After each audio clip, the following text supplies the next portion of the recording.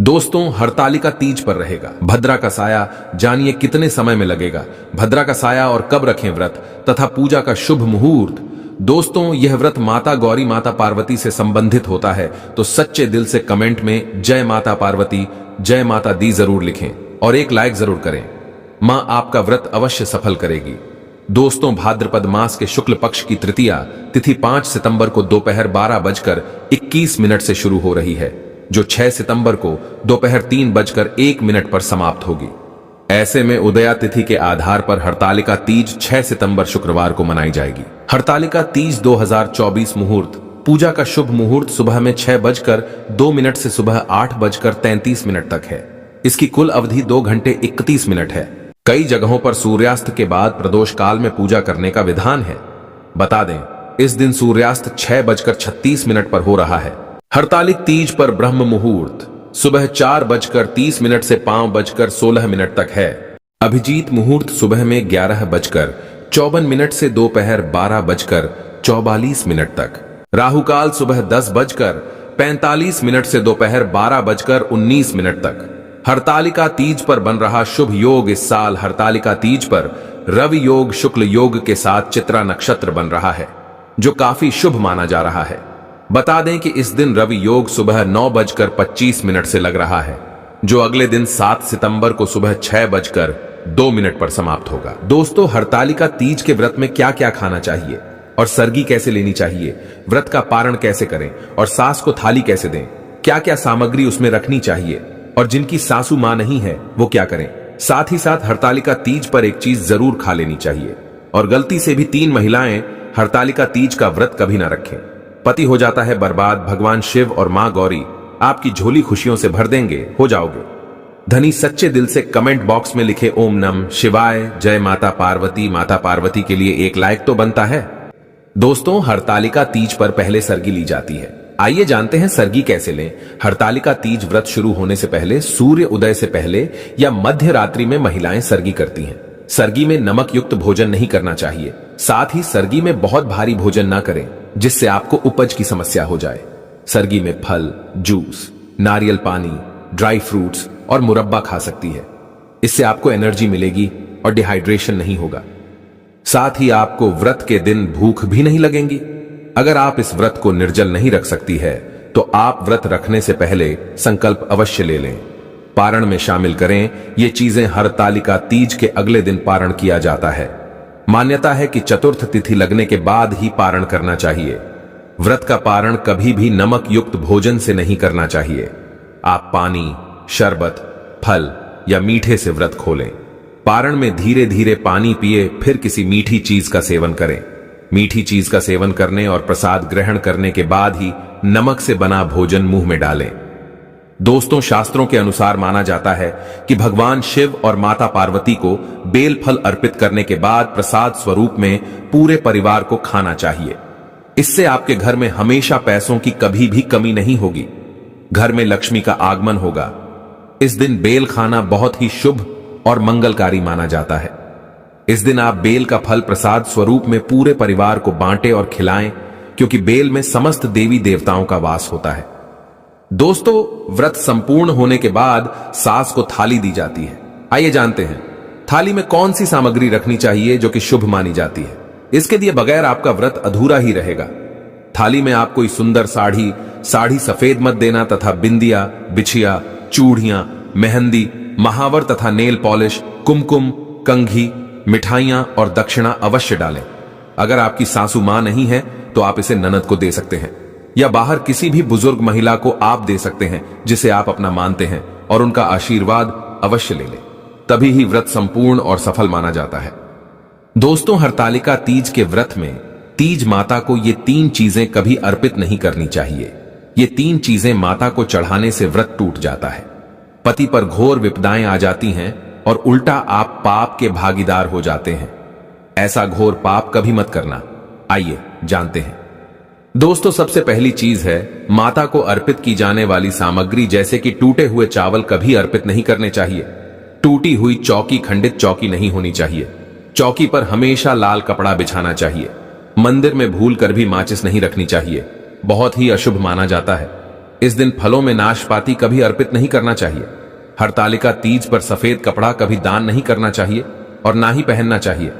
इस दिन जितना ज्यादा हो सके हरे, पीले, गुलाबी, लाल रंग पहनना बहुत ही शुभ माना जाता है।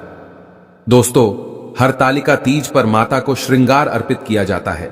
श्रृंगार हमेशा नया होना चाहिए। टूटा हुआ श्रृंगार अर्पित नहीं करना चाहिए। माता की पूजा में कलश पर हमेशा नारियल को लेटाकर रखना चाहिए। खराब नारियल अर्पित नहीं करना चाहिए तथा पूजा में टूटे हुए चावल अर्पित नहीं करना चाहिए। दोस्तों, हरतालिका तीज पर कभी किसी की चुगली आदि नहीं करनी चाहिए। इस दिन पति पत्नी को दूरी बनाकर रहना चाहिए। सात्विक भोजन करना चाहिए। इस दिन बड़ों का ध्यान पूर्वक सम्मान करें। इस दिन मुख से गंदे विचार ना बोले, क्योंकि यह व्रत पति से संबंधित है, इसीलिए पति का सम्मान करें। पति को भूल कर भी गाली ना दे। इस दिन लहसुन प्याज का खाना घर के अंदर नहीं बनाना चाहिए। मांस मदिरा आपके आसपास भी ना हो। शास्त्रों के अनुसार अगर आप हरतालिका तीज का व्रत ना रख सके तो कम से कम अपने हाथों में हरी भरी चूड़ियां अवश्य पहने। मेकअप, श्रृंगार आदि अवश्य करें। इससे आपके पति पर कष्ट नहीं आएंगे। दोस्तों, मासिक धर्म में हरतालिका तीज का व्रत अवश्य रखना चाहिए, परंतु देवी देवताओं की प्रतिमा को स्पर्श ना करें। व्रत का पालन आप वैसे ही करें जैसे आप बाकी दिनों में करते चले आ रहे हैं। इससे आपको उतने ही फल की प्राप्ति होगी जितने के आप हकदार हैं। दोस्तों, हरतालिका तीज पर शाम के समय घर की 3 चीजें कभी किसी को नहीं देनी चाहिए, नहीं तो आपके घर की लक्ष्मी हमेशा के लिए दूसरों के घर चली जाएगी। पहली चीज है नमक। शाम होते ही घर का नमक किसी को नहीं देना चाहिए और ना ही लेना चाहिए। दूसरी चीज है तेल। शाम ढलते ही घर का तेल किसी को नहीं देना चाहिए। दोस्तों, तीसरी चीज है दूध। हरतालिका तीज पर शाम के समय घर का दूध कभी किसी को नहीं देना चाहिए, नहीं तो आपके घर में से सुख समृद्धि सब चली जाएगी। दोस्तों, हरतालिका तीज का व्रत 3 शादीशुदा महिलाओं को गलती से भी नहीं रखना चाहिए। बहुत बड़ा अपशगुन माना जाता है। ऐसी महिलाओं का व्रत कभी सफल नहीं होता, महापाप माना जाता है। माता पार्वती हो जाती है क्रोधित। लगता है श्राप। आप ऐसी गलती कभी ना करें। दोस्तों, नंबर 1, चरित्रहीन महिला व मन में गंदे विचार। एक चरित्रहीन महिला की आराधना से हमेशा दूर रहते हैं भगवान। ऐसी महिला की पूजा कभी स्वीकार नहीं होती। अगर हम शास्त्रों की माने तो अगर आपके मन में गलत विचार आते हैं और आप दूसरों के प्रति गलत भावना अपने मन में रखते हैं तो आप भगवान की पूजा कभी नहीं कर सकते। ऐसी शादीशुदा महिलाओं से हमेशा क्रोधित रहती है मां पार्वती। मां इनकी पूजा कभी स्वीकार नहीं करती। अगर आपका मन आपके पति के लिए सच्चा है तभी ही पूजा, व्रत आदि स्वीकार होती है। आप हरतालिका तीज व्रत रख सकती है।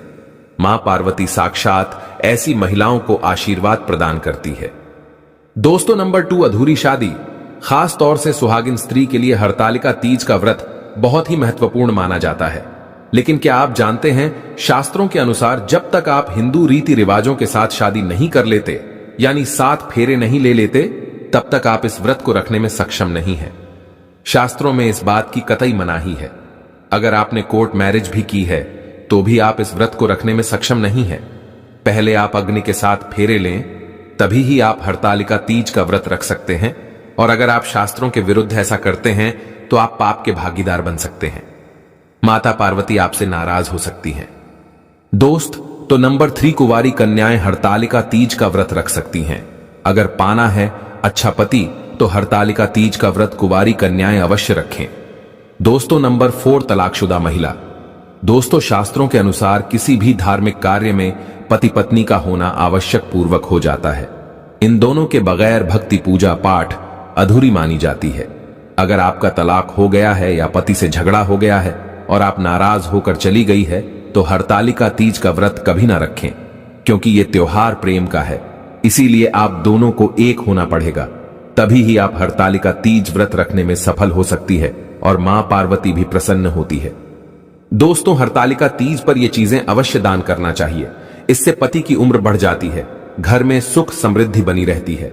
हरतालिका तीज पर इन चीजों का दान करने से बगैर व्रत रखे ही संपूर्ण फल की प्राप्ति हो जाती है।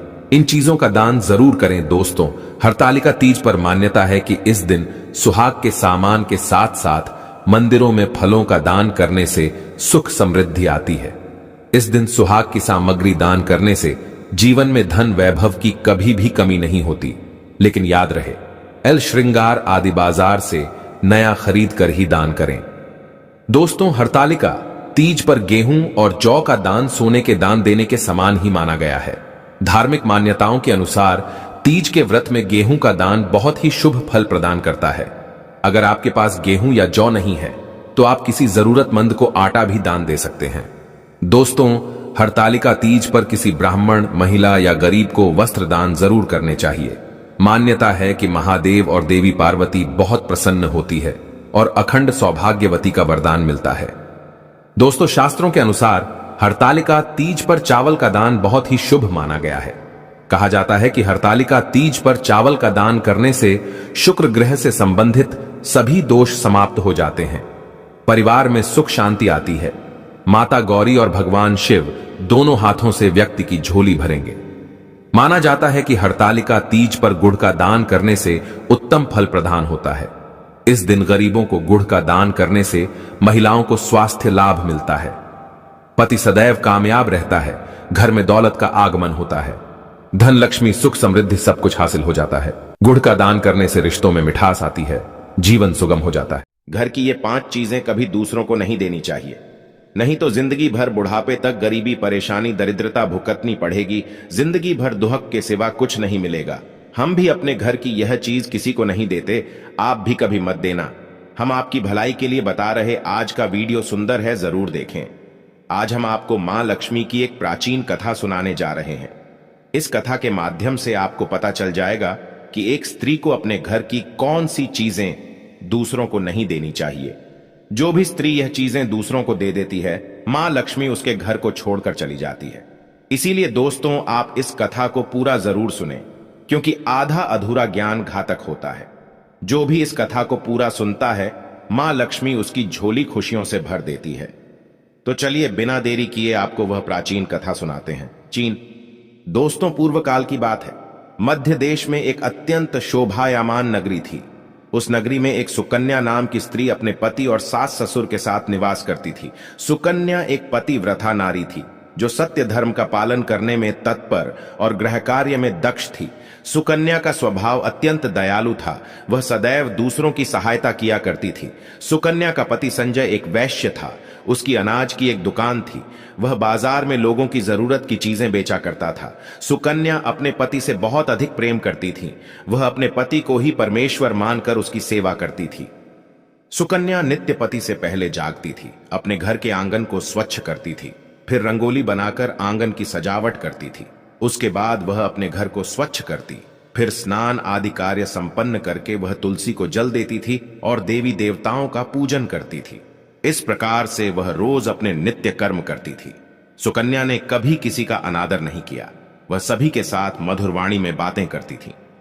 सभी लोग सुकन्या को देखकर कहने लगे थे कि यह तो साक्षात लक्ष्मी के समान गुणों वाली स्त्री है। यह अपने परिवार का कितने अच्छे से ख्याल रखती है। इसके अलावा सुकन्या दान धर्म करते समय कभी अपने हाथ पीछे नहीं खींचती थी। उसके द्वार पर जो भी याचक आता वह उसे दान दिए बगैर नहीं भेजती थी। उसके द्वार से कोई खाली हाथ नहीं जाता था। जो भी भूखा उसके द्वार पर आता तो वह भर पेट भोजन करके ही लौटता था, जिससे उसके द्वार पर आए हुए सभी याचक अत्यंत प्रसन्न होकर उसे आशीर्वाद देकर लौट जाते थे। इतना ही नहीं, सुकन्या अपने पड़ोसियों की भी सहायता करती थी। उसके पड़ोस में जो भी गरीब और दुखी लोग रहते थे, उन्हें भी वह नित्य भोजन दिया करती थी। पड़ोसियों को जो जो चीजें लगती, सुकन्या बिना विचार किए ही दे दिया करती थी, जिस कारण से सुकन्या के पड़ोसी भी उसका बहुत अधिक सम्मान करते थे। वे कहते थे, आहो, ये सुकन्या तो साक्षात देवी है। देवी साक्षात मां अन्नपूर्णा ने ही सुकन्या के रूप में जन्म लिया है। लोग जब भी सुकन्या की प्रशंसा करते तो वे सभी उसके विषय में अच्छी बातें ही कहते, लेकिन लोगों की बातें सुनकर भी सुकन्या ने कभी घमंड नहीं किया। वह उन सभी से आदर और सम्मान से ही बातें किया करती थी। फिर एक दिन की बात है, सुकन्या की एक पड़ोसन उसके घर पर आती है। सुकन्या उसका स्वागत करती है और बड़े प्रेम से उसे कहती है, हे बहन, हमारे घर में तुम्हारा स्वागत है। आज किस कारण से तुम्हारा मेरे घर पर आगमन हुआ है? यदि कोई वस्तु चाहिए तुम मुझसे मांग लो, मैं तुम्हारी अवश्य मदद करूंगी। सुकन्या की पड़ोसन कहती है, हे सुकन्या बहन, आज मेरे घर पर बहुत से रिश्तेदार आए हैं। उनके लिए मैं भोजन बना रही हूं, इसीलिए मैं तुम्हारे पास रोटी बनाने के लिए चकला बेलन और तवा मांगने आई हूं। यदि तुम कुछ समय के लिए मुझे चकला बेलन और तवा दे दोगी तो बड़ी कृपा होगी। मैं काम हो जाने के बाद तुम्हें जल्दी ही लौटा दूंगी। सुकन्या कहती है, हे बहन, इसमें क्या बड़ी बात है? अभी मुझे चकला बेलन की आवश्यकता नहीं है, इसीलिए तुम मेरा चकला बेलन और तवा ले जा सकती हो। रुको, मैं अभी तुम्हें लाकर देती हूं। फिर सुकन्या रसोई घर में जाती है और रसोई घर से चकला बेलन और तवा लाकर उस पड़ोसन को देती है। तब पड़ोसन कहती है, हे बहन, तुम्हारा बहुत बहुत धन्यवाद। आज तुमने मेरा काम सफल कर दिया। मैं अपने मेहमानों को भोजन कराकर तुम्हारा चकला बेलन जल्दी से लौटा देती हूं। सुकन्या कहती है, हे बहन, चिंता की कोई बात नहीं है। जब तुम्हारा कार्य पूर्ण हो जाएगा तब तुम मुझे लौटा देना। फिर वह पड़ोसन सुकन्या का चकला बेलन और तवा लेकर चली जाती है। कुछ समय बाद अन्य एक स्त्री सुकन्या के घर पर आती है। सुकन्या उसका भी प्रेम से स्वागत करती है और पूछती है, पधारो बहन, आज तुम्हें मुझसे क्या काम है? संकोच ना करो और बताओ तुम्हें मुझसे क्या चाहिए। मैं तुम्हारी मदद जरूर करूंगी। तब वह स्त्री कहती है, हे बहन, मेरे घर में बहुत गंदगी हो गई है और मेरे घर को साफ करने के लिए मेरे पास कुछ भी नहीं है।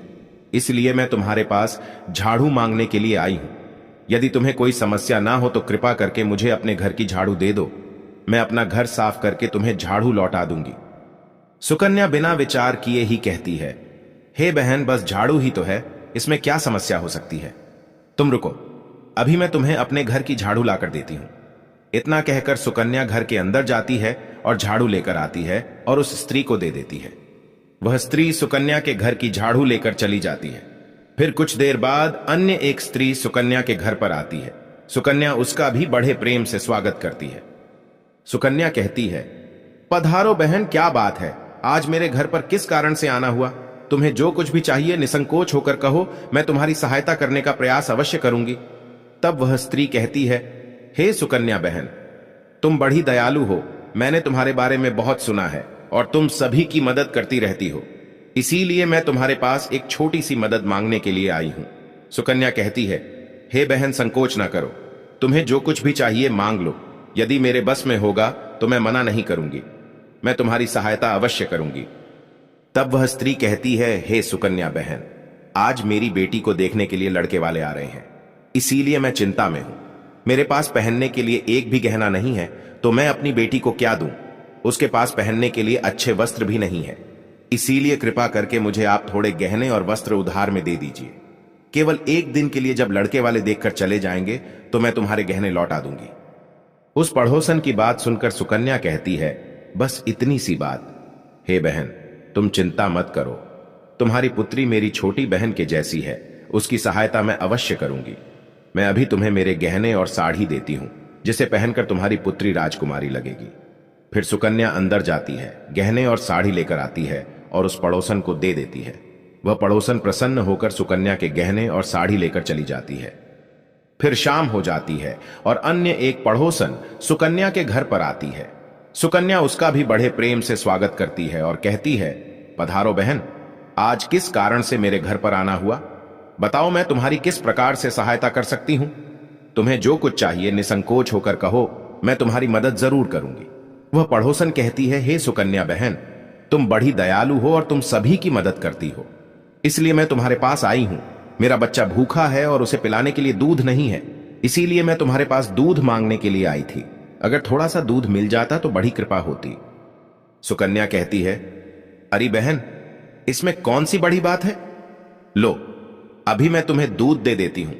सुकन्या रसोई घर में जाती है और थोड़ा सा दूध लेकर आती है और उस पड़ोसन को दे देती है। वह पड़ोसन प्रसन्नता से उस दूध को लेकर चली जाती है।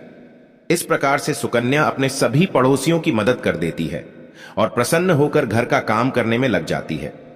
फिर रात होते ही उसका पति घर पर लौट आता है। सुकन्या अपने पति को प्रणाम करती है और उसकी खूब सेवा करती है। रात को दोनों पति पत्नी आनंद से सो जाते हैं। फिर दूसरे दिन वे जागते हैं तो उन्हें एक बहुत ही बुरी खबर कानों पर पड़ती है।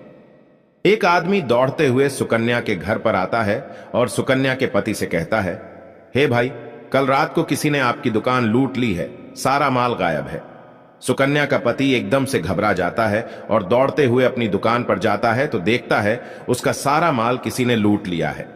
वह देखता है कि उसके दुकान में रखा हुआ सारा धन भी चोरी हो चुका है। वह दुखी और निराश होकर घर पर लौटता है और सुकन्या को सारी बात बताता है, जिसे सुनकर सुकन्या बहुत दुखी हो जाती है। सुकन्या कहती है, आप चिंता न कीजिए जी, हमारे घर में अभी बहुत सारा धन रखा हुआ है जिससे आप फिर से व्यापार शुरू कर सकते हैं। फिर सुकन्या अपने घर की तिजोरी में देखती है तो वह भी पूरी तरह खाली दिखाई देती है। उसके अंदर का भी सारा माल अब चोरी हो चुका था। यह देखकर सुकन्या बहुत दुखी हो जाती है। उसे समझ में नहीं आता कि यह कैसे हुआ। सुकन्या का पति उस पर बहुत क्रोधित हो जाता है और पूछता है, सुकन्या सच सच बताओ, हमारे घर के अंदर रखा हुआ सारा पैसा कहां गया? सुकन्या कहती है, हे स्वामी, मैं घर पर ही थी, सारा धन तिजोरी में ही था, किसने इसे चुरा लिया? पता नहीं, कृपया आप शांत हो जाइए, हम कोई ना कोई उपाय जरूर ढूंढ लेंगे। सुकन्या का पति कहता है, ये जो तुम दूसरे लोगों को घर पर बुलाकर खिलाती हो, अनजान लोगों को घर में बुलाती हो, उसी का फल है ये। उन्हीं में से किसी ने हमारे घर का सारा पैसा चुरा लिया है। क्रोध में आकर सुकन्या का पति उसे भला बुरा कहता है।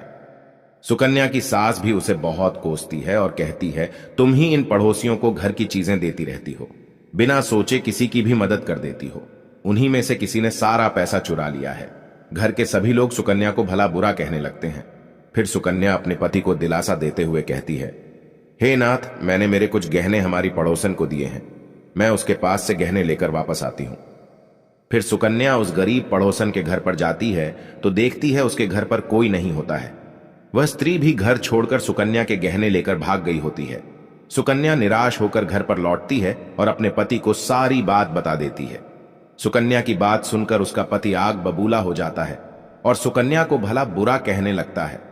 सुकन्या का पति कहता है, हे सुकन्या, तुम बड़ी मूर्ख हो, तुम्हारे ही कारण हमारा सारा धन वैभव चला गया है। तुम्हारे दान देने की आदत के कारण ही हमारे ऊपर यह मुसीबत आन पड़ी है। अब तू इस घर में नहीं रह सकती, तू अभी इसी क्षण इस घर को छोड़कर चली जा। सुकन्या कहती है, हे नाथ, आपके सिवा मेरा इस दुनिया में कोई नहीं है, मैं आपको छोड़कर कहां जाऊं? सुकन्या का पति कहता है, तू कहीं पर भी जा, लेकिन अब इस घर में तू नहीं रह सकती। तेरे ही कारण मेरा सब कुछ बर्बाद हो गया है। तू इस घर में रहेगी तो बचा कुचा सब नष्ट हो जाएगा। सुकन्या अपने पति से हाथ जोड़कर विनती करने लगती है, हे स्वामी, ऐसा ना कहिए, मैंने कोई अपराध नहीं किया है, आपके बगैर मैं जीवित नहीं रह सकती, मुझ दासी को आप घर से मत निकालिए। लेकिन सुकन्या का पति उसकी एक नहीं सुनता है और उसे अपने घर से धक्के मारकर निकाल देता है और कहता है, अब तू इस घर से चली जा और लौट कर मत आना, चाहे तो किसी नदी में कूदकर अपनी जान दे दे, लेकिन अब तू इस घर में मेरे साथ नहीं रह सकती। फिर सुकन्या दुखी होकर रोते हुए अपने पति के घर को छोड़कर चली जाती है। चलते चलते सुकन्या माता लक्ष्मी के मंदिर में जाती है और मां लक्ष्मी से प्रार्थना करते हुए कहती है, हे मां, मैंने ऐसा कौन सा पाप किया है जो मेरी ऐसी दशा हुई है? हे मां लक्ष्मी, मैं तो नित्य आपकी पूजा करती थी, फिर भी आपने मेरा घर क्यों छोड़ा? कृपया मुझे बताओ मां, मैंने ऐसा कौन सा अपराध किया जो आप मुझसे रूठ गई हो? फिर सुकन्या वहीं पर बैठकर सोचने लगती है, यदि मेरे पति मुझे स्वीकार नहीं करेंगे तो मैं जीवित रहकर क्या करूं? यदि मेरे ही कारण मेरे पति की दुर्दशा हुई है तो मुझे जीवित रहने का कोई अधिकार नहीं है। इतना सोचकर सुकन्या अपने प्राण देने के लिए नदी की तरफ जाने लगती है। नदी के पास जाकर सुकन्या माता लक्ष्मी से प्रार्थना करती है, हे मां लक्ष्मी, अब मैं अपने प्राण देने जा रही हूं। यदि मेरे द्वारा तुम्हारी पूजा में कोई कमी रह गई हो तो मुझे माफ करो। मैं अपने पति के बगैर जीवित नहीं रह सकती, इसीलिए अब मैं इस नदी में कूदकर अपने प्राण दे दूंगी। इतना कहकर सुकन्या नदी में कूदने ही वाली होती है कि साक्षात मां लक्ष्मी उस स्थान पर प्रकट हो जाती है। महालक्ष्मी सुकन्या से कहती है, रुक जाओ सुकन्या, रुक जाओ पुत्री, तुम यह क्या कर रही हो? सुकन्या आंखें खोलकर देखती है कि साक्षात मां लक्ष्मी उसके सामने खड़ी है। मां लक्ष्मी के दर्शन करके सुकन्या बहुत प्रसन्न हो जाती है और मां को बारंबार नमस्कार करते हुए कहती हैं, हे मां लक्ष्मी, मुझे क्षमा करो, मैं बहुत बड़ा पाप करने जा रही थी। देवी लक्ष्मी कहती हैं, हे सुकन्या, मनुष्य को स्वयं अपने प्राण नहीं लेने चाहिए, यह महापाप है। ईश्वर ने जो शरीर प्रदान किया है उसे ऐसे नष्ट नहीं करना चाहिए। सुकन्या कहती है, हे मां, मैं विवश हूं, मेरे पति ने मेरा त्याग किया है और स्त्री को अपने पति को छोड़कर नहीं रहना चाहिए। मैं अपने पति को छोड़कर जीवित नहीं रह सकती, इसी कारण से अपने प्राण देने जा रही हूं। देवी लक्ष्मी कहती है, हे सुकन्या, मैं सब कुछ जानती हूं और यह भी जानती हूं कि तुम्हारे पति ने तुम्हारा त्याग क्यों किया है। ये सब तुम्हारी ही भूल के कारण हुआ है।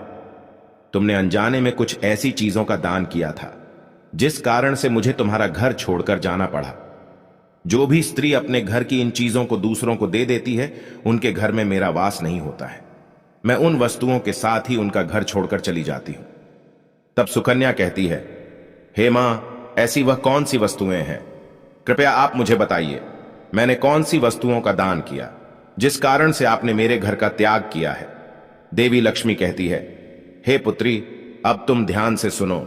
मैं तुम्हें उन चीजों के बारे में बताती हूं जो किसी भी स्त्री को दूसरों को नहीं देनी चाहिए। इन चीजों का दान करने पर मैं उस घर को छोड़कर चली जाती हूं। हे सुकन्या, सबसे पहली वस्तु है चकला बेलन और तवा। किसी भी स्त्री को अपने घर का चकला बेलन और तवा कभी दूसरों को नहीं देना चाहिए। रसोई घर में इन वस्तुओं का महत्व सबसे अधिक होता है। इन वस्तुओं की पवित्रता सदैव ही बनी रहनी चाहिए। इन्हीं वस्तुओं से भगवान विष्णु को प्रसाद बनाया जाता है और तवे पर बनी पहली रोटी भी गाय को खिलाई जाती है। इसीलिए इन वस्तुओं को हमेशा स्वच्छ और शुद्ध रखना चाहिए। दूसरों को देने पर यह अपवित्र हो सकती है और फिर इनका उपयोग करना अशुभ फल प्रदान करता है। इसीलिए सुकन्या, तुमने अपने रसोई घर का चकला बेलन और तवा अपनी पड़ोसन को देकर पहली सबसे बड़ी भूल की है। आगे मां लक्ष्मी कहती हैं, हे सुकन्या, अब तुम दूसरी वस्तु के विषय में सुनो। तुमने अपनी पड़ोसन को अपने घर में रखी हुई झाड़ू ही दे दी। जिस वस्तु में मेरा सदैव वास होता है, जो वस्तु मुझे सबसे अधिक प्रिय है, तुमने उसे ही दूसरे को दे दिया, तो फिर मैं तुम्हारे घर में कैसे ठहरती? हे सुकन्या, जो स्त्री अपने घर की झाड़ू दूसरों को दे देती है, मैं उसके घर को त्याग देती हूं। झाड़ू से घर की स्वच्छता की जाती है और जहां पर स्वच्छता होती है उसी स्थान पर मेरा वास होता है। ध्यान में रखना सुकन्या, घर में झाड़ू को हमेशा छिपाकर रखना चाहिए। झाड़ू पर बाहरी व्यक्ति की दृष्टि भी नहीं पड़नी चाहिए। झाड़ू एक अत्यंत पवित्र वस्तु है। इसे पैर नहीं लगाना चाहिए और इससे कभी विष्ठा आदि प्रकार की गंदगी साफ नहीं करनी चाहिए। मां लक्ष्मी कहती हैं, हे सुकन्या, अब तुम तीसरी वस्तु के विषय में सुनो, जो एक स्त्री को कभी दूसरों को नहीं देनी चाहिए। वह वस्तु है आभूषण। एक स्त्री को अपने आभूषण कभी अन्य महिला को नहीं देने चाहिए। मैं सदैव ही आभूषणों में वास करती हूं। स्त्री के 16 श्रृंगार में गहनों का बहुत अधिक महत्व होता है। एक विवाहित स्त्री को अपने आभूषण कभी अन्य स्त्री को पहनने के लिए नहीं देने चाहिए। जो स्त्री अपने आभूषण अन्य स्त्रियों को देती है, उसके जीवन में दुर्भाग्य आता है। हे सुकन्या, अब मैं तुम्हें चौथी वस्तु के विषय में बताती हूं। किसी भी मनुष्य को शाम हो जाने के बाद कभी सफेद रंग की वस्तुओं का दान नहीं करना चाहिए, किंतु तुमने शाम के समय दूध का दान किया था। शाम को दूध का दान करने से जीवन में दुर्भाग्य आता है। शाम को सफेद रंग की चीजें दान करने से मनुष्य के जीवन में अशुभ काल आता है। मां लक्ष्मी कहती है, हे सुकन्या, अब मैंने तुम्हें उन सभी वस्तुओं के बारे में बता दिया है जिनका कभी दान नहीं करना चाहिए। ये वस्तुएं कभी दूसरों को उधार में अथवा उपयोग के लिए नहीं देनी चाहिए। सुकन्या कहती है, हे मां लक्ष्मी, मुझसे बड़ी भूल हो गई। मैं इन बातों से अनजान थी। कृपया मुझे क्षमा करो और अब मुझे प्रायश्चित करने का उपाय बताओ। देवी लक्ष्मी कहती है, हे सुकन्या, तुमने प्रायश्चित पहले ही कर लिया है, इसीलिए अब तुम अपने घर पर लौट जाओ। मैं तुम्हें तुम्हारा संपूर्ण वैभव और धन संपत्ति लौटा देती हूं। इतना कहकर मां लक्ष्मी उस स्थान से अंतर्ध्यान हो जाती है। फिर सुकन्या भी मां लक्ष्मी को धन्यवाद करती है और उस स्थान से घर की तरफ जाने लगती है। तभी उसका पति ढूंढते हुए उसी की तरफ आ रहा होता है। वो सुकन्या के पास आकर उससे क्षमा मांगता है और कहता है, हे सुकन्या, मुझे माफ करो। मैंने तुम्हें बहुत भला बुरा कहा था। तुम तो साक्षात देवी के समान हो। मां लक्ष्मी की कृपा से हमें अपना सारा धन वैभव वापस मिल गया है। जिन लोगों ने हमारा धन लूटा था, उन सभी ने हमारा धन हमें लौटा दिया और तुम्हारा नाम लेते हुए क्षमा मांग ली है। यह सुनकर सुकन्या बहुत प्रसन्न होती है और अपने पति के साथ घर पर लौट जाती है। मां लक्ष्मी की कृपा से सुकन्या के घर में फिर से सुख समृद्धि आती है और उसके बाद से सुकन्या ने अपने घर की ये 4 चीजें कभी दूसरों को नहीं दी। दोस्तों, उम्मीद है आपको यह कथा पसंद आई होगी। वीडियो को लाइक जरूर करें और कमेंट में जय मां लक्ष्मी जरूर लिखें। धन्यवाद।